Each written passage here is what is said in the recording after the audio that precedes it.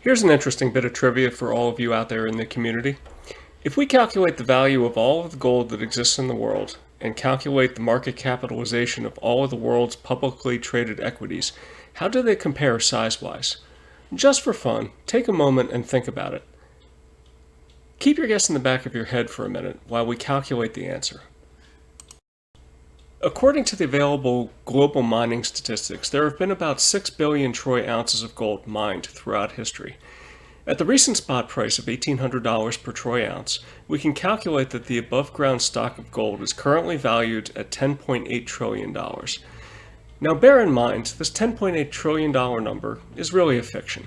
As I discuss in my most recent article on my website, pricing is determined at the margin, where a buyer meets a seller. So not every holder of an ounce of gold is willing to sell for $1,800 per ounce.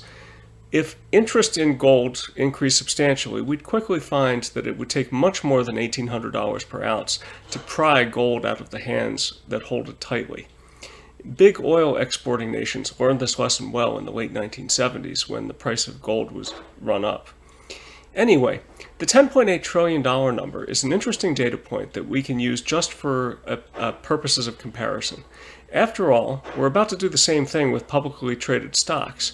And we all know that when a merger is proposed to buy an entire company, there's always a premium offered to entice the majority of shareholders to tender their shares.